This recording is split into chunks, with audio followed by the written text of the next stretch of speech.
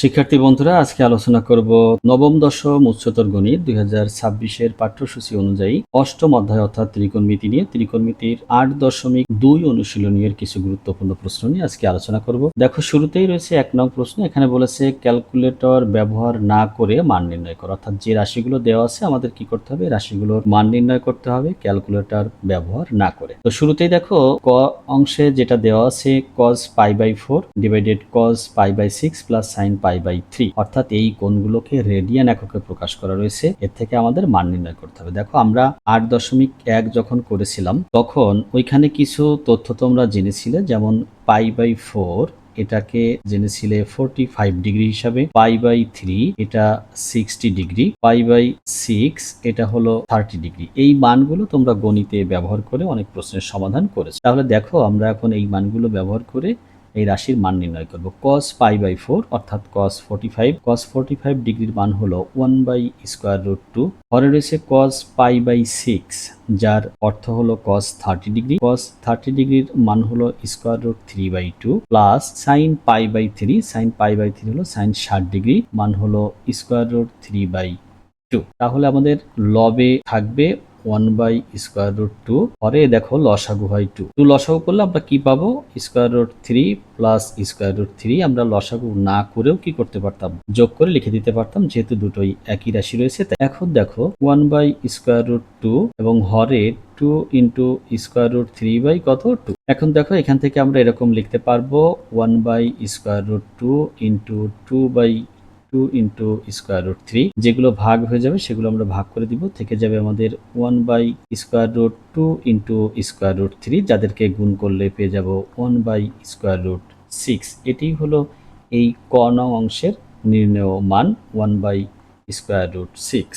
এখন দেখো, খ নং প্রশ্নের মান আমরা নির্ণয় করব। এখানে tan দেওয়া আছে π/4, π/4 হলো 45 ডিগ্রি, tan 45 ডিগ্রির মান হলো 1। দ্বিতীয় পদে রয়েছে tan π/6, tan π/6 হলো 30 ডিগ্রি, tan 30 ডিগ্রির মান 1/√3 ইন্টু tan π/3, tan π/3 হলো 60 ডিগ্রি, 60 ডিগ্রির মান আমরা জানি √3। এখন দেখো 1 প্লাস এই যে √3 একটা লবে রয়েছে, একটা হরে রয়েছে, আমরা ভাগ করলে এর রেজাল্ট পাবো 1 এবং 1 যদি যোগ করি ফলাফল পাবো 2। তাহলে নির্ণেয় মান এক্ষেত্রে আমরা পেলাম 2।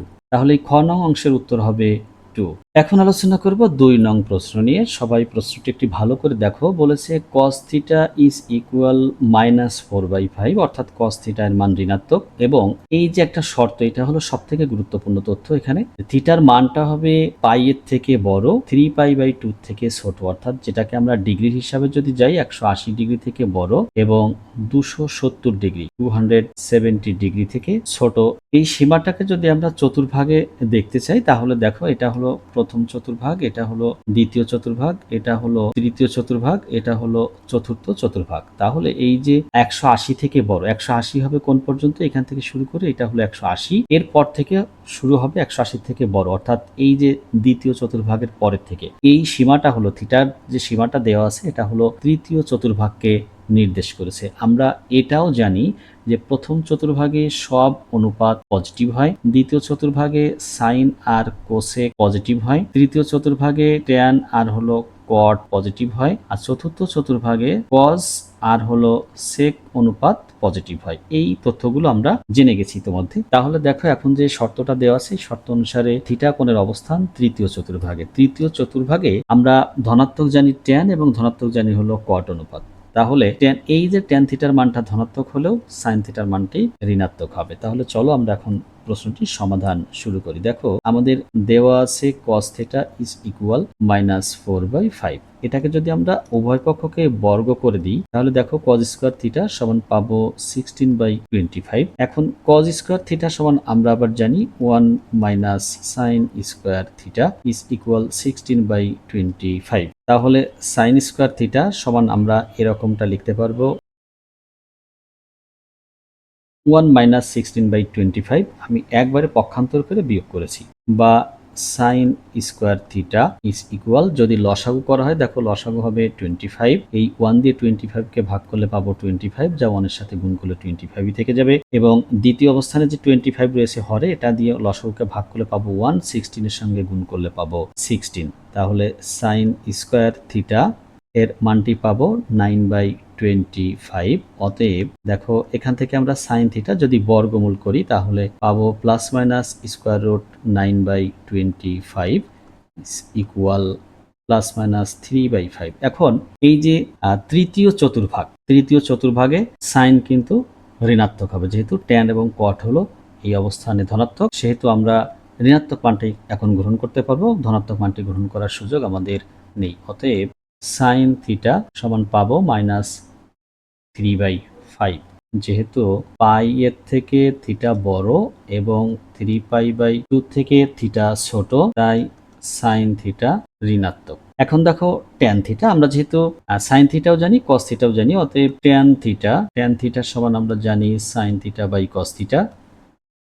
এখন দেখো সাইন থিটার মান আমরা ইতোমধ্যে নির্ণয় করেছি -3/5, কস থিটা আমাদের দেওয়াই ছিল -4/5। এটাকে ক্যালকুলেশন করলে দেখো লবেও মাইনাস হরেও মাইনাস, তাহলে মাইনাসটি আর থাকবে না, ওটা প্লাস হয়ে যাবে, আর এটা হবে 5/4, যার আউটপুটটা পাবো আমরা 3/4। তাহলে কি লিখবো এখন? অতএব নির্ণেয় sine theta is equal -3/5, tan theta is equal 3/4। এটি হলো 2 নং প্রশ্নের সমাধান।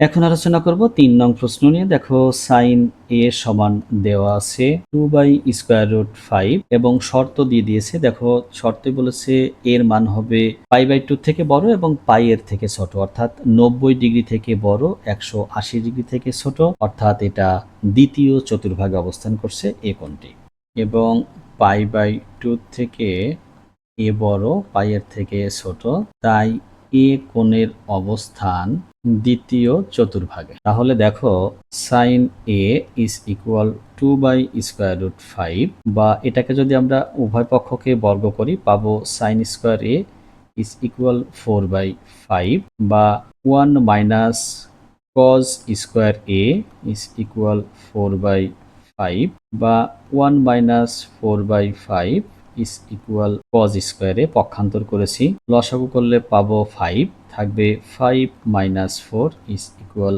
কজ স্কোয়ার এ, বা 1/5 is equal cos square a. অতএব cos a is equal plus minus square root 1/5 বর্গমূল করলে এরকমটা পাবো আমরা, বা cos a ইজ ইকুয়াল -1/√5। যেহেতু দ্বিতীয় চতুর্ভাগে এ কোণের অবস্থান, সেহেতু cos a অবশ্যই ঋণাত্মক হবে, কারণ দ্বিতীয় চতুর্ভাগে সাইন এবং কোসেক পজিটিভ, বাদবাকি সব অনুপাত নেগেটিভ, তাই cos এর মানটা হবে নেগেটিভ।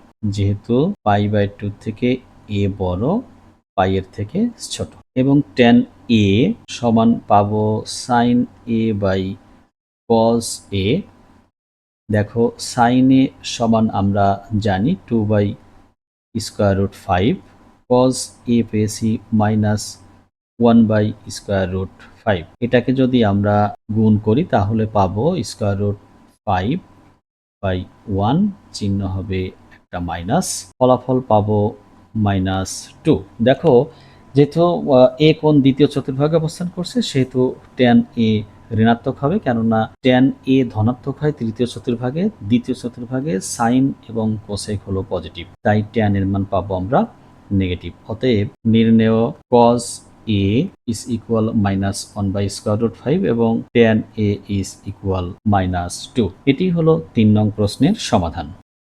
এখন আলোচনা করব 4 নং প্রশ্ন নিয়ে। দেওয়া আছে cos a সমান হাফ পজিটিভ মান, এবং বলেছে cos a O sin a একই চিহ্ন বিশিষ্ট, তাহলে sin a ও পজিটিভ হবে। এরপরের প্রশ্ন হলো sin a O tan a এর মান নির্ণয় করো। দেখো যেহেতু cos a এবং sin a একই চিহ্ন বিশিষ্ট, একমাত্র প্রথম চতুর্ভাগেই sin a এবং cos a একই চিহ্ন বিশিষ্ট হয়, অর্থাৎ প্লাস চিহ্ন বিশিষ্ট হয়। যেহেতু cos a প্লাস রয়েছে, sin a প্লাস হবে, এটা একমাত্র সম্ভব প্রথম চতুর্ভাগে। যেহেতু sin a O cos a একই চিহ্ন বিশিষ্ট, সেহেতু a কোণের অবস্থান প্রথম চতুর্ভাগে। এখন cos a is equal half, বা এটাকে যদি আমরা বর্গ করি তাহলে cos স্কোয়ার এ সমান পাবো 1/4 বা 1 মাইনাস সাইন স্কোয়ার এ, যেহেতু cos স্কোয়ার এর সমান আমরা জানি 1 minus sine square A is equal 1/4 বা 1 মাইনাস 1/4 ইজ ইকুয়াল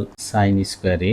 লসাগু করলে পাবো 4, 1 দিয়ে 4 কে ভাগ করলে পাবো 4, 4 1 এর সাথে গুণ হলে হবে 4, কেননা এই যে বাম পাশে যে 1টি রয়েছে এটার নিচে একটা 1 আছে বলে আমরা বিবেচনা করতে পারি। এখন এই 4টা দিয়ে এই যে দ্বিতীয় পদে যে 4 আছে 4 দিয়ে লসাগুকে ভাগ করলে পাবো 1, 1 1 এর সাথে গুণ করলে পাবো 1, থাকবে ডান পাশে সাইন স্কোয়ার এ বা 3/4 ইজ ইকুয়াল সাইন স্কোয়ার এ বা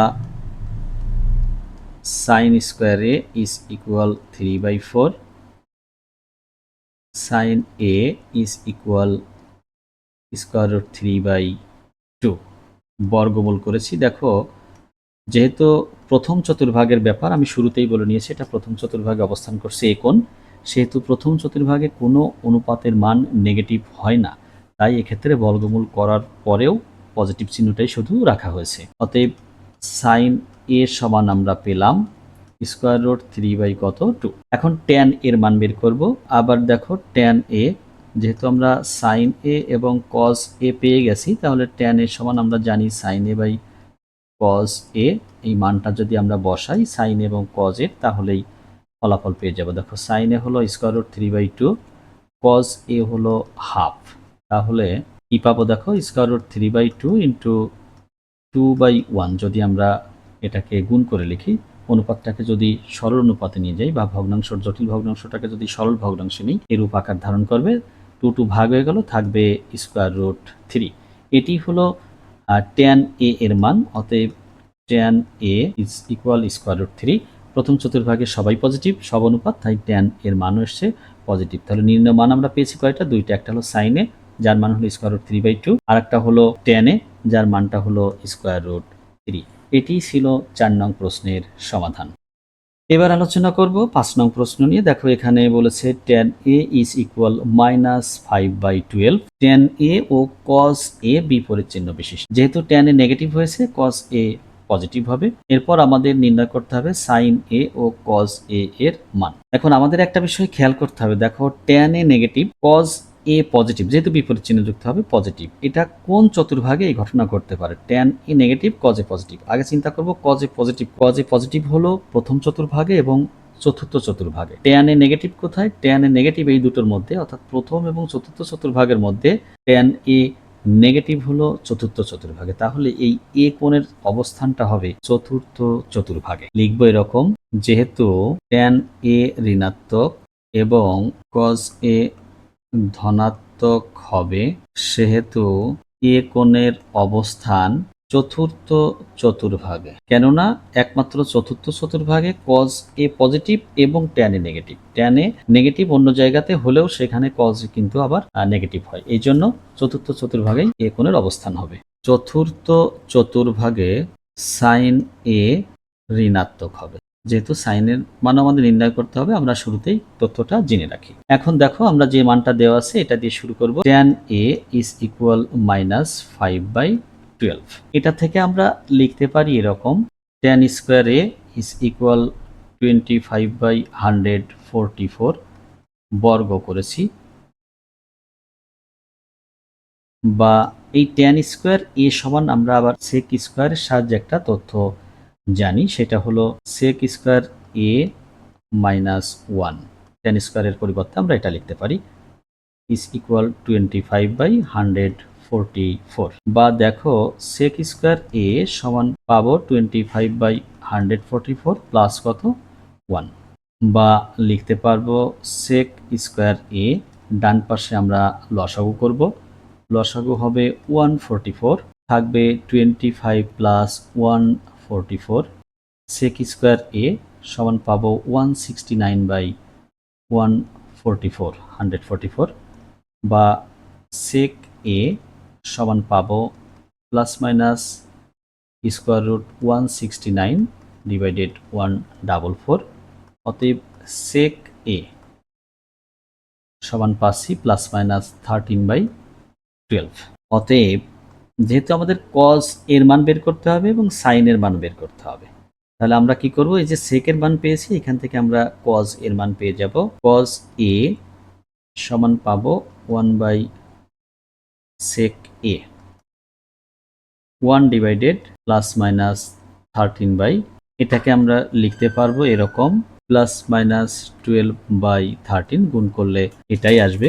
অতএব কজ এ সমান লিখবো 12/13, যেহেতু চতুর্থ চতুর্ভাগের কথা বলা হয়েছে, চতুর্থ চতুর্ভাগে কজ ধনাত্মক।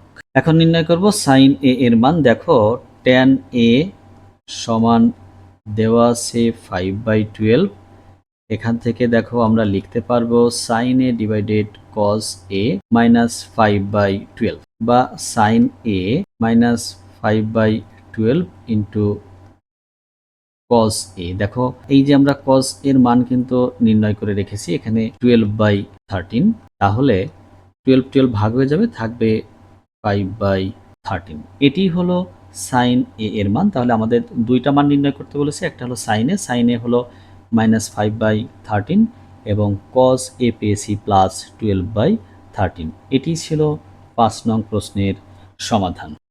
এটাই ছিল আজকের আলোচনার সর্বশেষ প্রশ্ন। সবাইকে অসংখ্য ধন্যবাদ।